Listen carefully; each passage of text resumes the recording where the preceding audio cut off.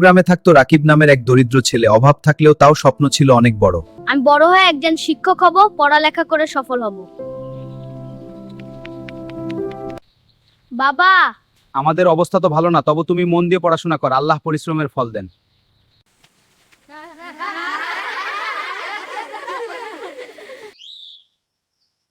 গরিবের ছেলে আবার বড় কিছু হবে। স্বপ্ন দেখলেই কি মানুষ বড় হয়? মানুষ যাই বলুক আমি থামবো না।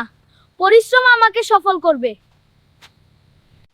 রাকিব, তুমি খুব মনোযোগী ছাত্র, এভাবে চেষ্টা করলে একদিন নিশ্চয়ই সফল হবে।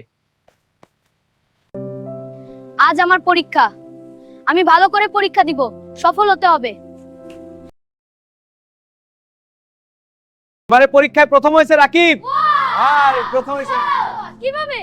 আমি ক্লাসে প্রথম হয়েছি। সত্যি রাকিব, তুই প্রথম হয়েছিস? ওমা, গ্রামের সকলেই তো অবাক। হ্যাঁ, আমি। আজ আমি আমার ছেলের সফলটা নিজের চোখে দেখলাম।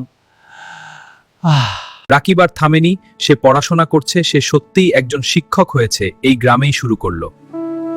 মনে রাখবে, পরিশ্রম কখনো বিফলে যায় না, ধৈর্য থাকলে সফলতা একদিন আসবেই। প্রিয় দর্শক, আজকের গল্প থেকে আমরা শিখলাম পরিশ্রম, ধৈর্য, আত্মবিশ্বাস থাকলে সফলতা নিশ্চিত।